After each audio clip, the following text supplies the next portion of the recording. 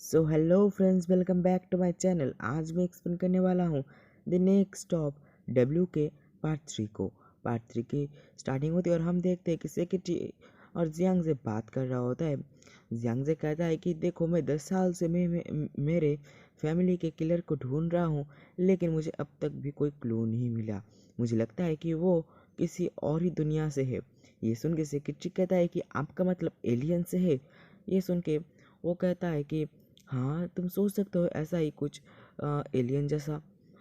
तुम जैसे योंजो को ही देख लो, वो जब चाहे तब गायब हो जाती है, लेकिन वो किलर नहीं हो सकता क्योंकि उसने मेरी जान बचाई, इसलिए ही मैं उसे मेरी लाइफ की चाबी कहता हूँ। जिसके बाद हम योंजो को देखते हैं। योंजो शेंशिन के कॉल करने से बाहर आई थी। वहाँ पर आके वो दो पुलिस ऑफिसर को देखती है और भाग के एक जगह पे छुप जाती है। छुपने के बाद वो जियांगजे को कॉल करती है और जियांगजे कहता है कि क्या हुआ, तुम्हें मेरी याद कैसे आई। योंजो कहते हैं कि देखो, मेरे पीछे ना पुलिस पड़े हुए हैं। ये सुन के जियांगजे कहता है कि कैसे।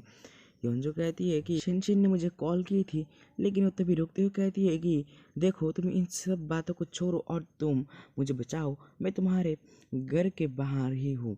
और जियांगजे कहता है कि ठीक है, मैं तुम्हें बाद में कॉल करता हूँ। और ये कह के फ़ोन रखते हुए वो अपने कुछ बॉडीगार्ड को फ़ोन करते हुए कहता है कि जाओ और योंजो को बाहर से लेके आओ, पुलिस उसे पकड़ ना पाए।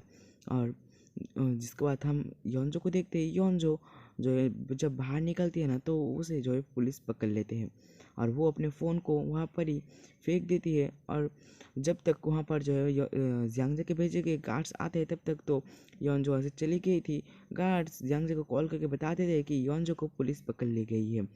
और जिसके बाद हम देखते हैं पुलिस स्टेशन का सीन, जहाँ पर जियांगजे योंजो से मिलने के लिए आया होता है। अपना सारा का सारा काम वाम छोड़ के वहाँ पर जियांगजे योंजो से मिल के कहता है कि तुम मुझे सब कुछ सच सच बताओ, तुम्हारी आइडेंटिटी क्या है वगैरह वगैरह, ताकि मैं तुम्हारी मदद कर सकूँ।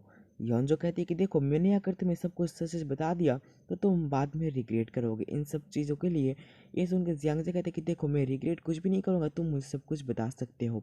और ये सुन के योंजो उसे बता ही देती है कि ये कॉमिक है और मैंने वो कॉमिक पढ़ रखी थी, इस वजह से मैं सब कुछ जानता हूँ। और ये सुन के जियांग से तो शॉक हो जाता है और वहाँ पर टू बी कॉन्टिन्यूड लिखा आता है। और योंजो वहीं से गायब हो जाती है और रियल वर्ल्ड पहुँच जाती है।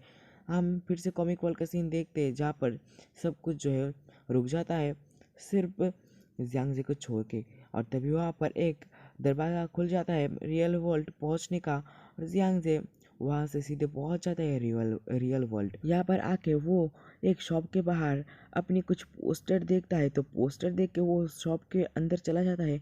वहाँ पर जाके वो अपने कॉमिक्स देख के कॉमिक्स को पढ़ने लगता है। जिसके बाद हम योंजो को देखते हैं। योंजो हॉस्पिटल में होती है, तभी उसके पास उसके एक कलीग आके कहती है कि बाहर कोई एक पर्सन आके कह रहा है कि तुम उसकी फियोंसी हो। ये सुन के योंजो बाहर जाती है, तो बाहर जियांगजे होता है। जियांगजे उसे लेके एक दूसरी जगह पर जाता है और वहाँ पर जाके योंजो से पूछते कि तुम यहाँ पर कैसे आए। जियांगजे कहता है कि तुम्हारे सब कुछ बताने के बाद वहाँ पर सब कुछ रुक सा गया, और फिर वहाँ पर जो है कॉमिक वर्ल्ड से रियल वर्ल्ड पहुँचने के लिए एक रास्ता जैसा कुछ खुला, तो मैं उसकी मदद से रियल वर्ल्ड पहुँच गया। और यहाँ पर आने के बाद मैंने अपने बारे में जो कॉमिक है ना वो पढ़ी, और मुझे अब सब कुछ पता चल चुका है। तभी योंजो को एक जो है अर्जेंट कॉल आती है हॉस्पिटल से, और वो कॉल अटेंड करके जियांगजे से कहती है कि तुम यहीं पे ही रुकना, तुम्हारे पास पैसे भी नहीं होंगे तो तुम यहीं पे ही रुकना, मैं जल्दी आ जाऊंगी। ये कह के योंजो जाने लगती है, लेकिन जियांगजे उसे रोकता है और उसे किस करता है। योंजो कहती है कि तुम यहीं पे ही रुकना, मैं जल्दी आ जाऊंगी, कहीं पर भी मत जाना। और योंजो के जाने के बाद जियांगजे भी वहाँ से स्टूडियो पहुंच जाता है योंजो के डैड के, और वहाँ पर जाके योंजो और उसके डैड के एक साथ फ़ोटो देख के ना उसका तो दिमाग ही हिल जाता है। कुछ देर बाद वहाँ पर योंजो के डैड आते हैं और योंजो के डैड अपने स्टूडियो को ऐसे बिखरा हुआ देख के शौक रहते हैं। तभी उन योंजो के डैड के फ़ोन पे एक मैसेज आता है कि मिस्टर वू, आप कहाँ पर है, मुझे लगता है कि योंजो के साथ कुछ हो गया है।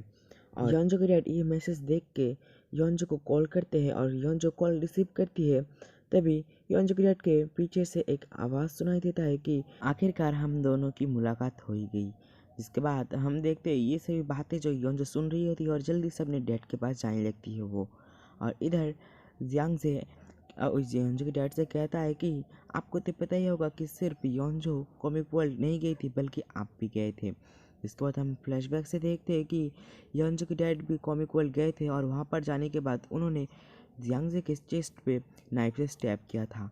और प्रेजेंट में हम देखते हैं जियांगजे योंजो के डैड से कहता है कि आपने अपने हाथों से मुझे मारने की कोशिश की, लेकिन एक बात मुझे समझ नहीं आ रही थी कि मैं जब रूपटॉप से कूदने वाला था तब आपने मुझे क्यों बचाया। योंजो के डैड कहते हैं कि देखो, मैंने तुम्हें तब नहीं बचाया था, तुमने खुद को बचाया था और तब से तुम खुद ही कंट्रोल कर रहे हो। मैं तुम्हें कोई कंट्रोल नहीं कर रहा था, मैं चाहता था कि ये कहानी यहीं पर ही ख़त्म हो जाए, लेकिन तुम मेरे बेटी को क्यों इन सब चीज़ों में इन्वॉल्व कर रहे हो। जियांगजे कहता है कि तो ठीक है, मैं उसे कुछ भी इन्वॉल्व नहीं करूँगा इन सब चीज़ों में, आप बस किलर का नाम बता दीजिए, वो कौन है। योंजो के डैड कहते हैं कि किलर वो कोई भी नहीं है, उसका कोई नाम भी नहीं है, उसका कोई फेस भी नहीं है। ये सुन के तो जियांगजे का दिमाग ही हिल जाता है कि वो 10 साल से जिसे ढूंढ रहा है असल में वो एग्जिस्ट नहीं करता। और गुस्से में आके वो कहता है कि मैं आपको शूट कर दूंगा। और योंजो के डैड हंसते हुए कहते हैं कि तुम मुझे शूट करना चाहते हो तो शूट कर सकते हो। और ये सही बातें योंजो सुन रही थी और वो जल्दी जल्दी अपने डैड के पास आने लगती है। और इधर जियांगजे योंजो के डैड के ऊपर गन पॉइंट कर देता है। जिसके बाद हमें दिखाया जाता है कि जियांगजे स्टूडियो से बाहर निकलता है तो उसे बाहर जो है योंजो मिलता है। योंजो से वो कहता है कि तुम जाके तुम्हारे डैड को देख लो, उनका लक आज बहुत ही अच्छा था। और ये कह के जियांगजे से चला जाता है और यहीं पर ही पार्ट 2 ख़त्म होता है। मिलते हैं नेक्स्ट पार्ट के साथ, तब तक के लिए बाय बाय।